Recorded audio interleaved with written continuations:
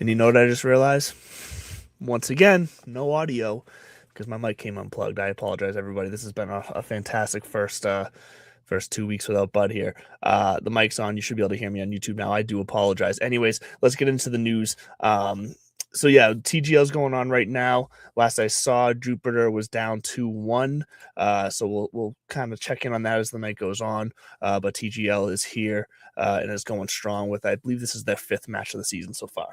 But in I guess you could say real golf news, story just came out, I think it was earlier today, if not yesterday, that Michael Lasasso.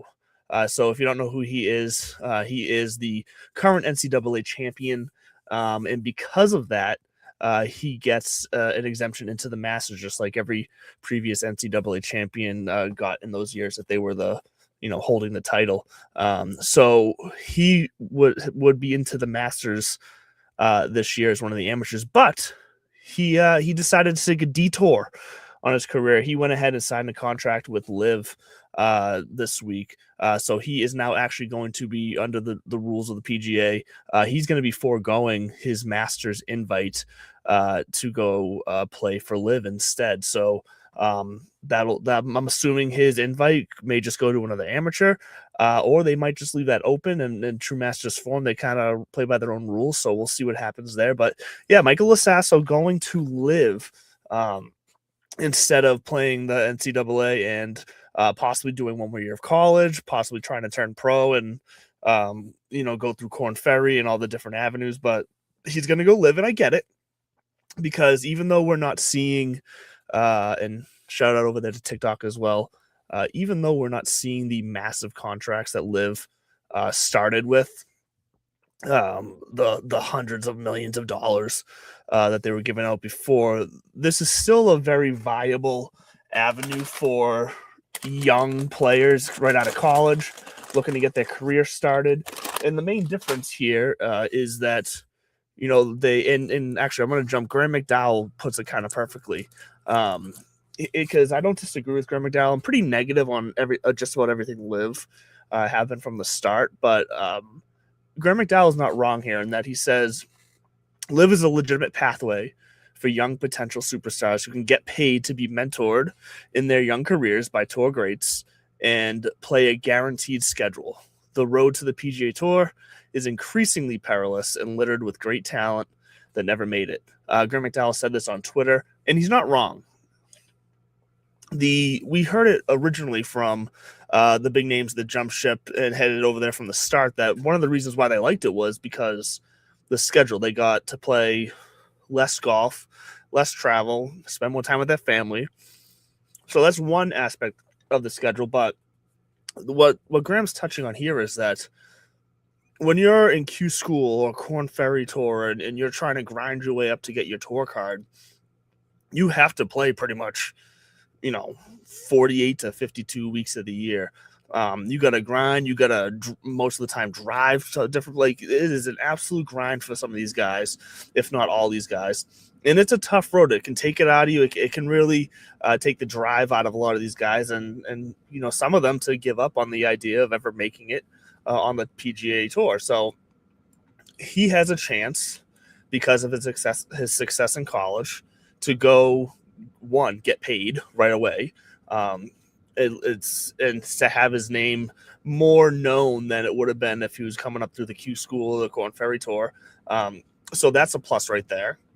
But Graham McDowell also says the set schedule. So he will have a guaranteed schedule. It's not going to be as rigorous as the Q School or Corn Ferry. So right away he can plan, which means he can develop a routine for himself, which is, I think, key for a lot of these professionals to get into a weekly routine, something that feels good for them as far as their practice, their travel, their tournament prep, all that. That's important to these guys. So he gets to learn all that. He gets to test out what works for him. And this works. He'll probably be there for, 2-3 years, if that, depending on if he's relegated out, depending on what his contract, whatever. We don't know the specifics yet. But it's not a bad route. Now, we'll see what it turns into. My fear is that, and I'm not saying I don't know anything about Michael Lasasso as far as his personality, his drive, anything like that. But what I'll be curious to see with him and with other guys who go this route is who has the mental fortitude to get that bag of money early on in your career, feel like you've made it, feel like you've accomplished it, what you've wanted, and being a professional golfer. Who will have that drive to then, if the ultimate plan is for them, to then at some point flip back and try to achieve the kind of the legacy parts of their career that you can get on the PGA Tour, such as the major championships, such as the players, or really anything involving the PGA Tour. I fear that for some, not all, but for some, getting that money, getting that early kind of settle into your career might take a little bit of that drive away, because I feel like some of the greatest stories and kind of guys that we rally around when it comes to major championships and making a legacy for themselves on the PGA Tour is because we've had them coming from the very beginning at the bottom levels, grinding it out. We know what they've put into it, and it's fun for us as fans. It's relatable for us as fans to know that they went that route, worked their ass off, and got there. So I'll be curious to see what the different roads become. Daniel, yes, what up? It's Tuesday. Thank you for joining in, jumping in the chat as always. So Michael Lasasso is going to live. He will not be playing in his first Masters this year. And we'll kind of see how that shakes out. Now, I mentioned Graham McDowell and how I somewhat agreed with him. Someone else who somewhat agrees with him is Michael Kim. Michael Kim commented on Facebook or Twitter, whichever one it was, saying that, and this is Michael Kim, quote, "I don't disagree, but the PGA Tour is one of the purest meritocracies in sports." Yes, meritocracies. I'm surprised I got that out correct the first time. And if you're good enough, you'll end up playing on tour. If you've never made it, you just weren't good enough. And I think this is kind of speaking to, in a way, what I was getting at there, that you either want it or you don't, or maybe a better way to say, you either want it or you just want a comfortable career. And obviously it is the notoriety, the legacy, the accolades, all that. You can get that on the PGA Tour. Maybe someday you'll get it on Live. I doubt it, because I don't think anyone in the golf world is going to care much about Live anywhere near the same level that they care about PGA Tour. So I agree with Kim in this standpoint that, yeah, if you don't make it, I don't want to hear you sitting there crying that you didn't make it. You gotta be better, and I agree with that. I think that is the way it is. That's why I like the PGA Tour, because it is really the best of the best. And sure, some guys are going to be worse than others and better than others from week to week. That's the beauty of golf. But the beauty of it also is that you were good enough for an extended period of time at some point to earn the right to have off weeks and still kind of keep that card. So I'm here for that thinking as well, that cream rises to the top at the PGA. And if you don't like that, then you just got to be better. And if you're not going to be better, then you need to be content. And kind of, if you know you're not going to be better and get to that kind of those heights, and you get the opportunity to go get paid on another tour where you can be closer to the top because there's less guys, I don't blame you for doing it. Go for it. Do it. Just don't expect to be on the same level as regular PGA Tour players. That's kind of always been the distinction for me when it comes to the Live and PGA conversation. Never been shy about it. It's always the comparison of, fine, what you're doing is great. Just don't look for the same recognition, because it's not going to be the same. What you're doing over there is less. And that's just the facts. It's just the bottom line. So I wish all the luck to Michael Lasasso. Be curious to see in this newer age of Live, with the changes they're making, now that he's kind of going to be, him and Thomas Dietrich are kind of the two of the newer names joining now as they make these changes. So I'll be curious to see how that road develops as a legitimate pathway for some players at some levels. So we'll see. We'll stick around, and we'll keep our eye on it as always. And somewhat Live PGA news as well. Pat Perez is also returning to the PGA. This news came out a couple days, maybe even a full week after we got the Brooks Koepka news. So obviously Pat Perez not the same level as Brooks Koepka, not the name, but Pat Perez has been around for a while. We know his name. We know his charisma, his personality, his character per se. So Pat Perez coming back to the PGA is definitely not a bad thing for the PGA. Now, we don't know when he's going to be able to start playing yet. I doubt it's on a similar return plan that Brooks has, or that's been offered to, really. Like I said, Rahm, DeChambeau, and Cam Smith before. So I doubt we're going to see him soon. I doubt we're going to see him on that path. But what's interesting about Pat Perez is that he also, because of his age, qualifies for the Champions Tour. So is that going to be, for someone of the older ages coming from LIV, coming back, is getting their feet back wet into the Champions Tour also a viable path that the PGA is going to kind of allow? Because I'd be fine with that as well. So we'll see. I'll be kind of keeping my left eye on Pat Perez and what it looks like for him going forward. But that is somewhat news as well. He's a wild character, so we'll see what he can bring back to the PGA, kind of on this back end of his career. And then in other news as well in the golf world, on the DP World Tour, Nacho Elvira won in Dubai before this weekend. I didn't know who Nacho Elvira was, honestly. I'd be surprised if a lot of you did as well. But what's interesting here, what's more notable here, is that he won by, in many aspects, outplaying Shane Lowry and Rory McIlroy down the stretch. Both Lowry and McIlroy made late mistakes. They left the door open, and Elvira ran through the door and claimed victory. It's surprising because both Lowry and McIlroy especially, he's basically the king of Dubai. A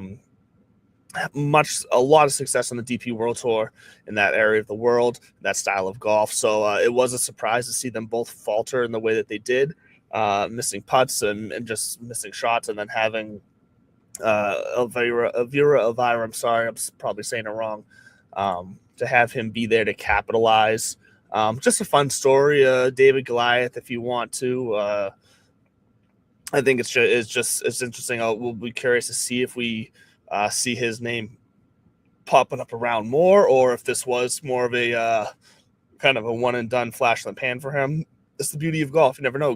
Guys go on runs, then they go dry, and that's just kind of how it keeps going. So we'll see. But Nacho Elvira is a DP World Tour winner in Dubai, and good for him. And we'll see what that means for Lowry and McIlroy moving forward. I really don't think it means anything for their PGA Tour season, so I'm sure they're going to be in perfectly fine form. We won't be seeing either one of them this weekend at the American Express. We obviously didn't see them last weekend at the Sony because they were there, but we'll see them later on this year, I believe. Actually, I'm curious. I wonder if Rory's going to be at the Farmers.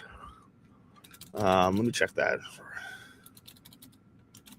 Farmers tournament. Let's see here.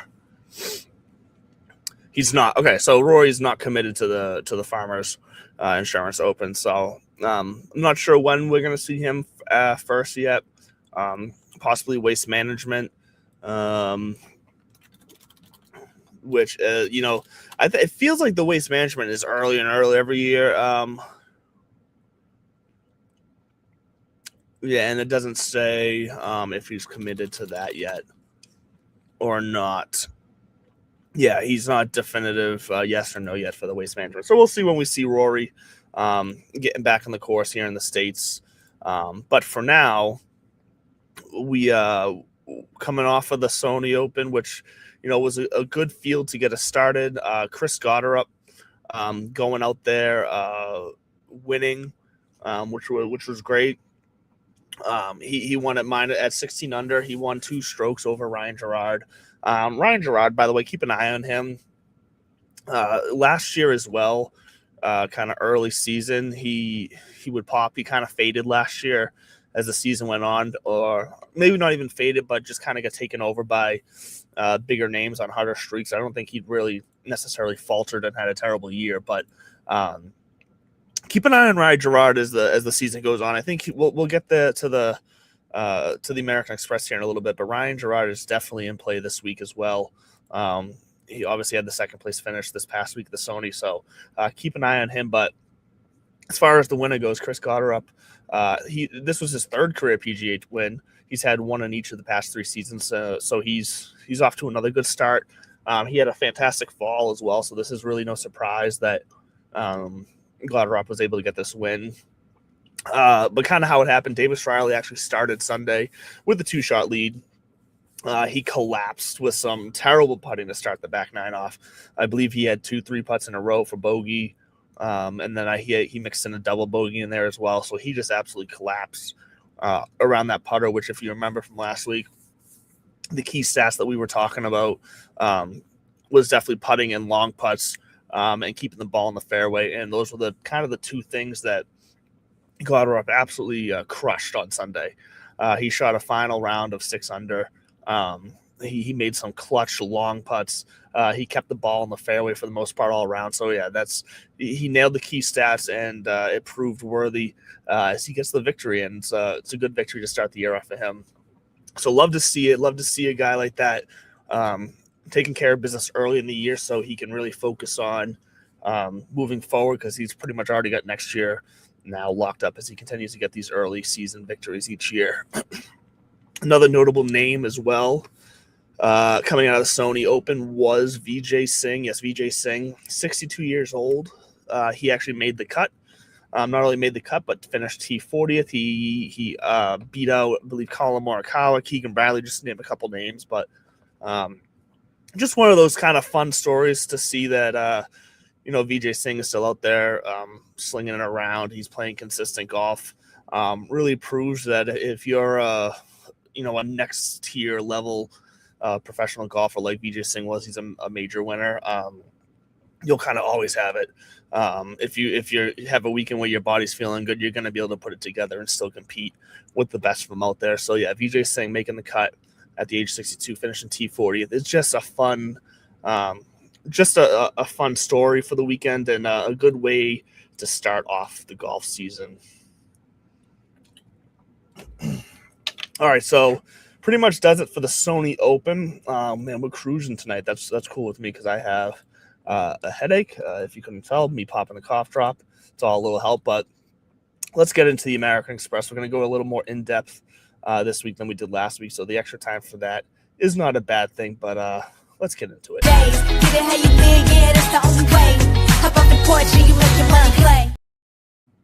That's right. Let the money play. And actually, I forgot to actually bring up last week's my plays from last week. I forgot to actually bring it up in front of me, so let me do that really fast. Because we had an all right week. We had some lineups do really good. I made 20 lineups. A couple lineups did not do good at all, but that's to be expected. But let me take a look here real fast at which one our top lineup was. So right here. So our top lineup last week that I put together included all 6 of these guys made the cut, which is key in DFS golf these years. So Russell Henley, he was in the list. He was in the rankings last week. If it wasn't for that round 2 73 where he shot 3 over, this could have been a lot different. But he finished T19th, so that was good, racking up 84 DraftKings points. Siwoo Kim with a T11. Aaron Rai, another guy kind of in the core list there. He finished T50. He never really did anything too bad. All rounds were either under par or even, but he just never had that kind of top level round to put him in the mix. So Aaron Rai still a solid made cut T50. I'll take that in most weeks. Stevens went to T31. That's Sam Stevens. He was not on the list, but he was a guy that was able to fit in based off of the salary. So T31, 6 under was good there. Hodges comes in T6. Now that was a big play. He wasn't on my list, but once again, he was kind of on the outside of that list. One of those guys was Sam Stevens that just wasn't in the top 10, but he was definitely on the radar. He comes in T6 at 11 under. That was great. And then Bud Cauley, who was on the list, same thing. If it wasn't for that first round where he shot 1 over 71, he finished T24 still, and only 2% owned. That's a near miss right there. If we have another, so he went round 2, 3 under, round 3, 3 under, and round 4, 2 under. If he even just went 1 under in round 1 instead of 1 over right there, Bud Cauley at that ownership is all of a sudden making some waves for this lineup. So we definitely had some near misses. We definitely had some big misses, but that kind of sums up the DFS for last week. But that was last week. Let's move on. Let's get into the American Express. There's some goofy, kind of fun, different things with the American Express if you don't already know. It is a Pro-Am format. So all the players will be paired up with different amateurs each day. And I say each day because there is going to be 3 days of golf where everyone's playing here. So this is a 54-hole cut tournament. So just keep that in mind. Still only the top 65 will play on Sunday. But for those first 3 days, they'll be playing on 3 different courses, playing with different amateurs every day. So the first course we'll be seeing is La Quinta Country Club. So notoriously an easier run for these PGA pros. Also, the other thing to note with the Pro-Am style for all these courses is that the setup will be somewhat easier as far as pin placement and tee box selection, all that. And so this historically turns into a birdie fest for these pros. And so you got to kind of keep pace with the birdies and with the scoring. So we'll get into how we do that later. But yeah, so the first course is La Quinta Country Club. Second one is the Nicholas Tournament course. Both of those are kind of seen as the easier runs when it comes to these first 3 days, where all the scoring is going to basically happen on those. The final course is the PGA West Stadium course, which is the harder of the 3 courses. Definitely lower scoring, and that is the course that comes Sunday after the 54-hole cut.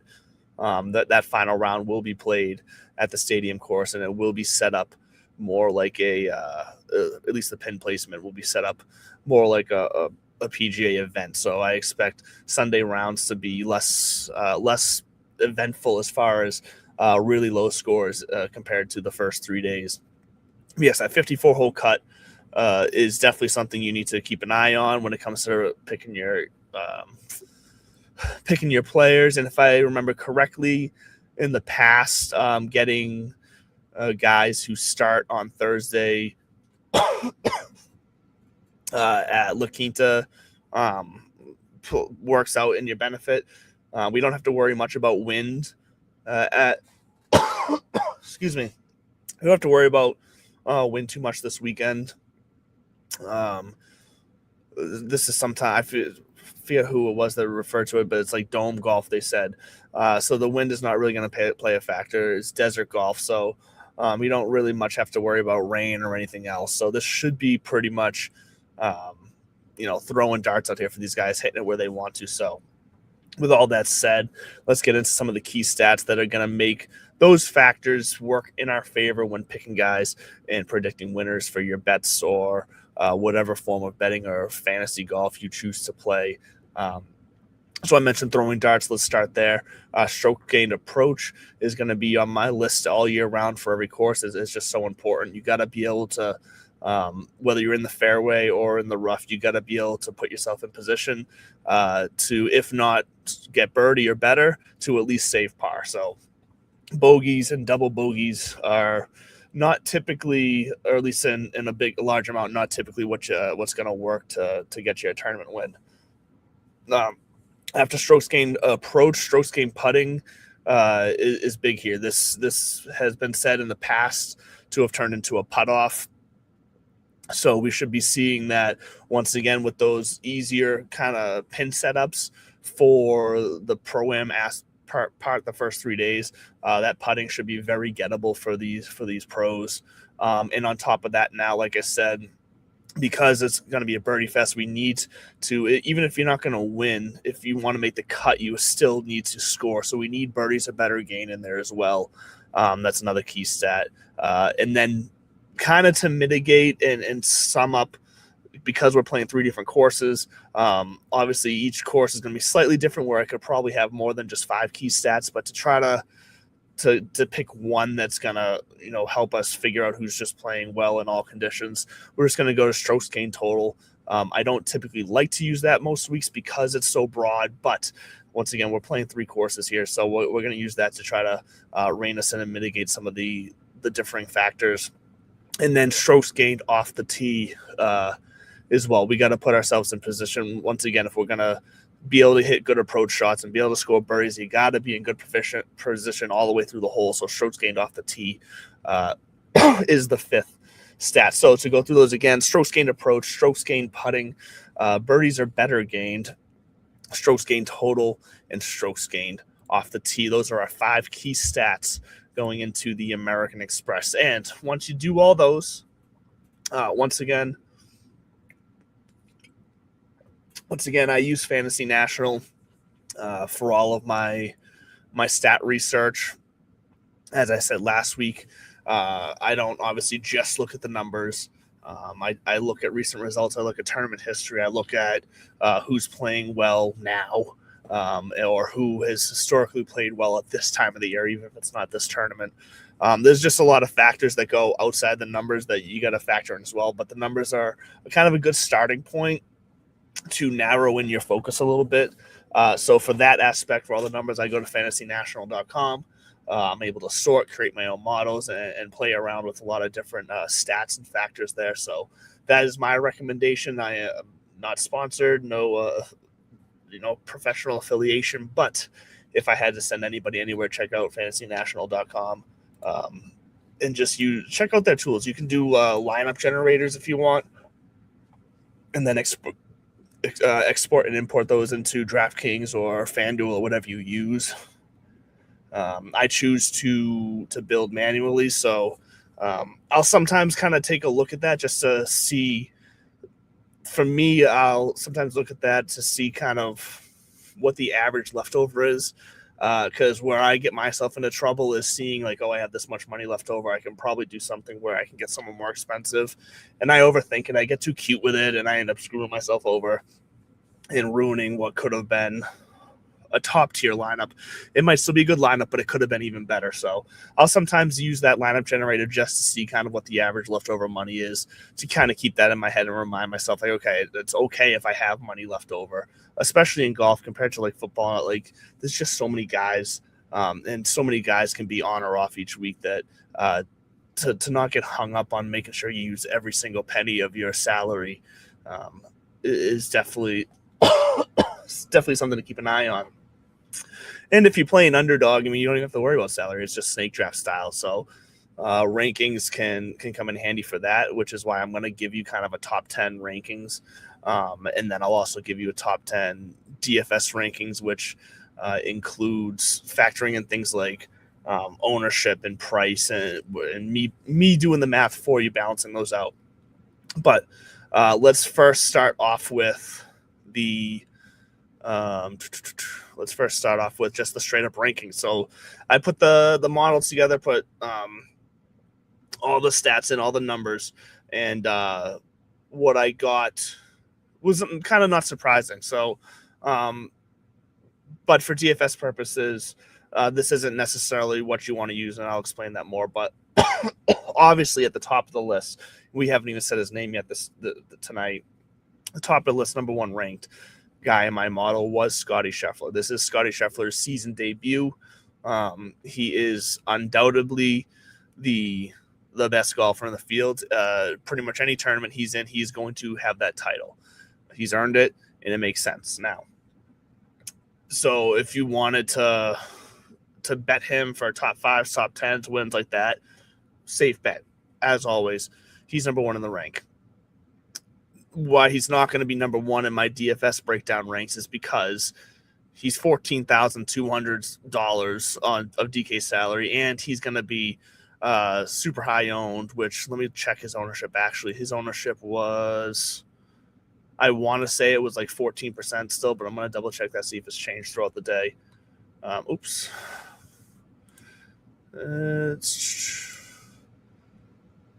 Well, actually, the ownership tool isn't working at the moment. But he was high ownership. I know that for a fact because I took him off my list is one of the reasons why. Yeah, I don't know why it's. That's why they're doing some work on their end. Of course, don't they know I have a show to do right now? Okay, Fantasy National is just doing some maintenance on their website, so the ownership isn't working. But like I said, I want to say he was around like 14% ownership. But even at number one, he's a guy that I would be staying away from in DFS. Number two, in the salary and also high ownership, was Patrick Cantlay. He's not number two in my rankings, but I just wanted to mention him for that same reason. Number two in my rankings, in my model rankings, was Harry Hall. Harry Hall coming off a great week this past week at the Sony Open. He finished. Actually, where? I thought he just played at the Sony Open. I'm wrong there. I'm thinking of somebody else. But still, Harry Hall coming off. He's got good tournament history here. He's 63rd in approach. He's the number one putter in the field, according to the stats. Second in birdies or better. 11th in strokes gained total.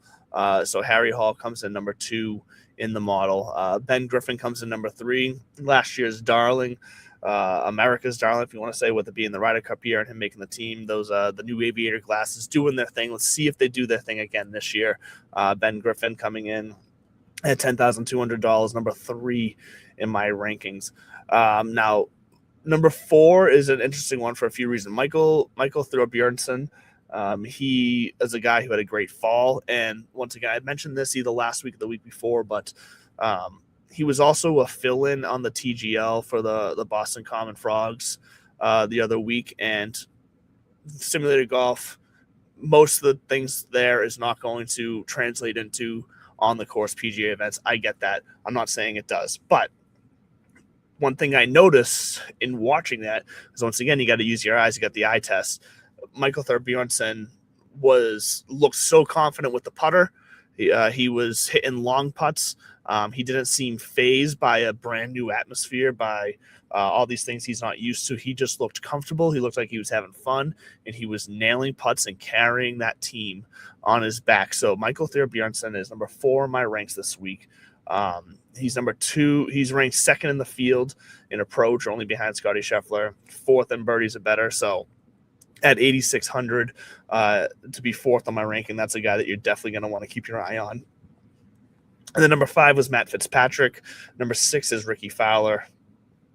Seven is Sepp Straka. Sepp Straka, so I believe he got off to a hot start last year. Very hot start. He's the defending champion here as well, if I remember correctly. So he is he should be in good form coming into this. He did about halfway through the season last year run into some personal stuff he had to take care of, which obviously bled into his game. His game kind of faltered a little bit. Once again, understandable. We're all human. Personal stuff. Seems he's got that stuff straightened out. He usually does pretty good out here in desert golf in the past, and Sepp Straka should be back in form coming into this season. So he ranks out number 7th in my model, followed by Sam Burns at number 8, Ludwig Oberg at number 9, and then Robert McIntyre at number 10. So there's some big known names in that top 10 that the model kicked out. Also notable, once again, when comparing to what you're going to see in my DFS rankings, very high price guys. The cheapest guy in this list was Ricky Fowler at 8,400. But obviously, you can't build a lineup with 6 guys in it all from this top 10 list. The math doesn't work. The math doesn't math that way. You got to look outside. So I've done that for you. Some guys that I took out of this list when it came to putting together my DFS core and my DFS player pool was factors like the salary compared to the ownership percentage or the expected score based off the salary and getting your value. So I did all that work for you. Some notable guys coming out of the top off the list completely that were in the top 10 is Scotty Scheffler. Like I said, for the price and for the ownership, it just doesn't make sense from a DFS standpoint. I also took Ben Griffin out. Same thing. He was like an 18% ownership. Well, I should say projected ownership for GPP to contests. And Ben Griffin at $10,200 at 18% in a tournament that historically produces winners from the middle of the field, not necessarily the top end of the field. Ben Griffin at that price and that ownership just doesn't make much sense. Sepp Straka, I also pulled out of there. His ownership was quite high. I want to say he was around 14, 15. Sam Burns, same things for 9,800, being around 13, 14, 15%. No good for me. And those are the guys that I listed in my top 10 that are not in my DFS player pool.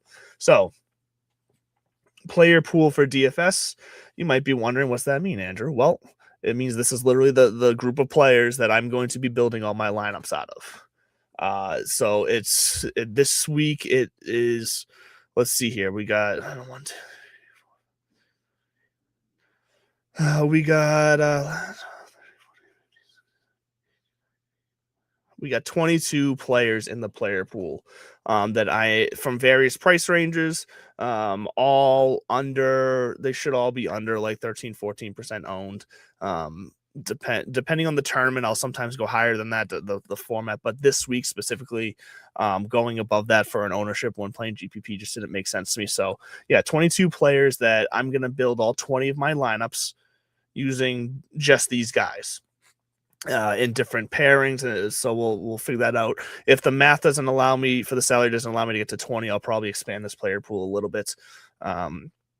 But these are the guys that I'm confident going into this week that I'd like at least a little bit of a part of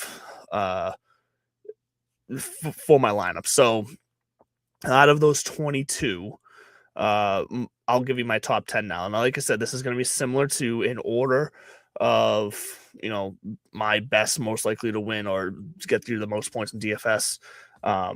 It's going to be in that order as well. So, but we're going to go in reverse order here. So number 10, actually on my DFS list, number 10 is Matthew McCarty. He's a great putter. This is that type of course this week, like I said, where putting should rain, birdies or better should rain. So Matthew McCarty being in this player pool was kind of a no-brainer for me.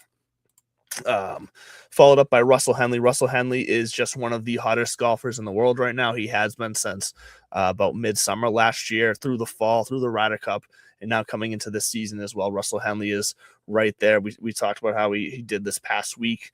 I expect him to continue that this week. So Russell Henley coming in at the 9th spot. He's definitely going to be someone I have a piece of in my lineups. Alex Noren is mixed in there as well. Just a solid approach guy, putter. So I like that. Now I gotta bring up some stats on, because he was a name that I am not familiar with, and I need to familiarize myself with him. But Pearson Coody, I'm gonna go ahead and say that's how you pronounce his name. I'm probably wrong on that, but we're gonna go with Pearson Coody. So he has a 22nd finish at the Butterfield Bermuda back in November. He finished 3rd at Bank of Utah in October, 14th at Sanderson Farms in October as well. So he actually finished 3rd at the 3M Open last year as well, 16th at the Charles Schwab. So he's not gonna do anything outrageous here for you, but he's a guy that in a field like this, he's playing well at the moment. He's kind of on the rise as far as the strokes gained go, and all the stats go. Let me see exactly what his stats were for us. His notable ones: he's 32nd in birdies or better in the field, 32nd for strokes gained total in the field, and then he's 3rd off the tee in the field. So those are some good numbers. And at only $7,800, he's one of those guys that I think can definitely kind of surprise people this week. His ownership's going to be low just because he doesn't really have much name recognition. So Pearson Coody, once again, I might be saying that name wrong. It's spelled kind of funky, but Pearson Coody is number 7 on my list. Number 6 is Robert McIntyre. He's just a stud golfer who is going to show up in spots like this. He's going to play solid golf and solid, steady, explosive golf is what we're looking for this week. And with that said, number 5, Ludwig Oberg as well. He's proven that time and time again. He'll be that. So I think he's going to be in the mix as well. His ownership and his price was not too bad. That 9K range is going to be pretty important this week. I believe both of those guys are sitting right in there. Ludwig's 10,300. That's right. Ludwig was the only guy in the 10,000 salary range that I was willing to kind of put into my mix here. So Ludwig, his ownership was low enough. I think it was only like 11 or 12. So that to me was enough of an edge. And then Robert McIntyre is that $9,400 price. So that $9,000 range is going to be important this week. Because I think if you're going to avoid the high ownership and the high prices, you're going to have to kind of have the heart and soul of your lineup in that range. Ricky Fowler coming in at number 4, hoping we can continue the magic that he had going for him last year. It's just not a bad thing for golf if Ricky Fowler is on the leaderboard. And then number 3, Matthew Fitzpatrick.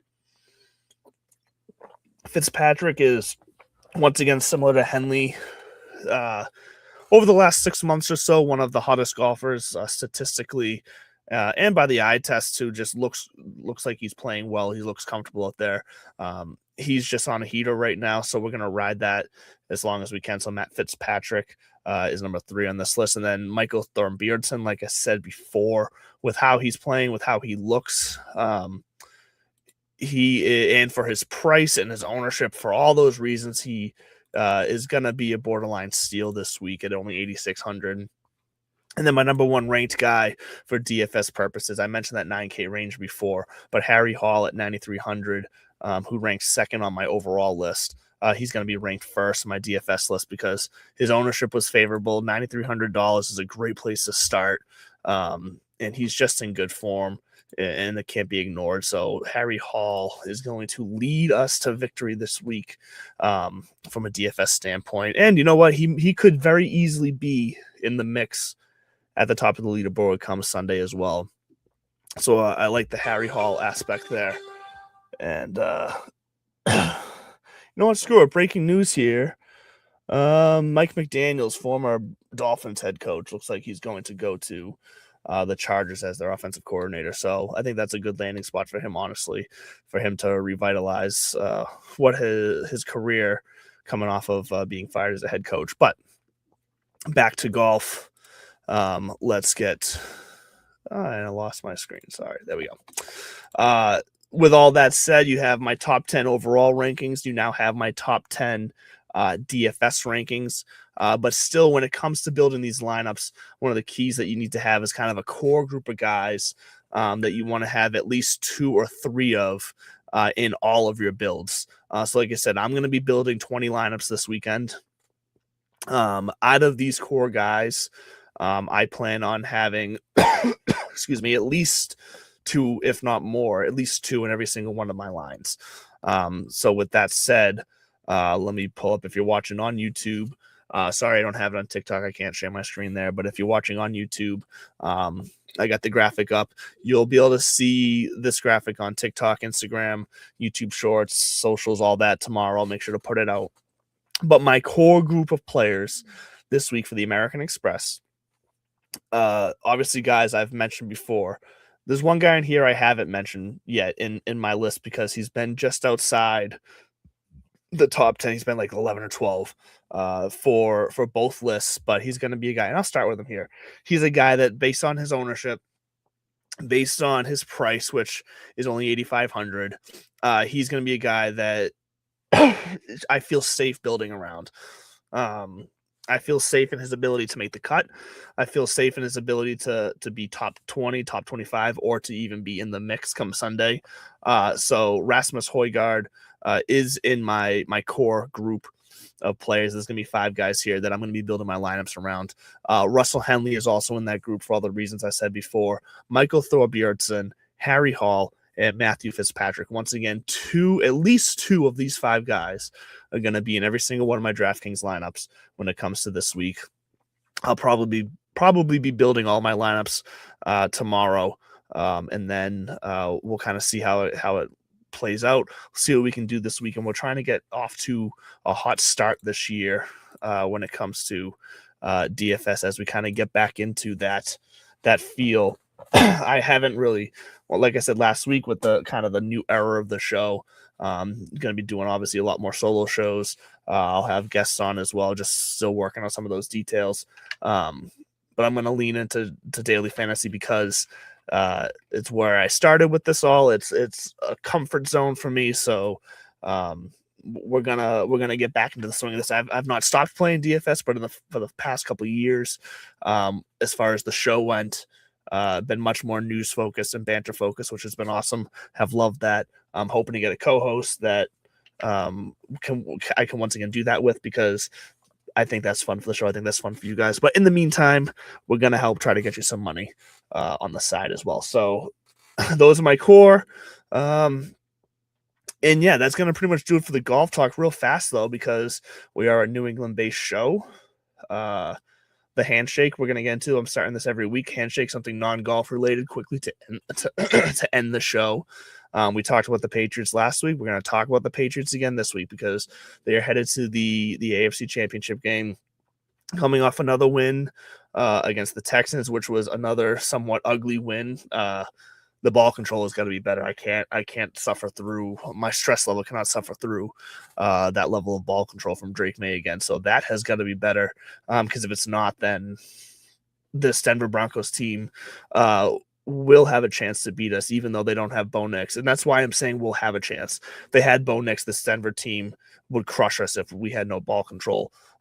Without him, we might be able to survive with a couple turnovers, but that defense is so good. The last thing I want to do is give any NFL offense a short field there. So Drake May's got to be better. Sunday at 3:00, Patriots, Denver. I'm thrilled. AFC Championship, hoping to be heading back to another Super Bowl. I know we're spoiled here in New England. I don't care. Suck it up. We expect greatness. I'm just happy that the team's back here. Love it. I'm here for it. We'll have some more commentary on that. But in the meantime, enjoy the American Express this weekend. I hope you enjoyed the Sony Open. I hope you keep coming back on Tuesdays at 8:00 as well here on That Sports Podcast Network. On Wednesdays, the show will be up on Spotify, on Apple Podcasts. Shout out to Golfer Gang Network for helping us kind of navigate and facilitate that. So get over to Golfer Gang Network. Website to check out all the different shows that are under that umbrella. There's a ton of great golf shows. I'm sure we'll be doing some joint shows for the majors like we've done in the past. So Golfer Gang, love. That Sports Podcast Network, love. And of course, Acorn Hills, acornhillsco.com. Use discount code DIVPIV. That's DIVPIV 15 for 15% off. We love you guys. I'll see you next Tuesday. Enjoy the weekend.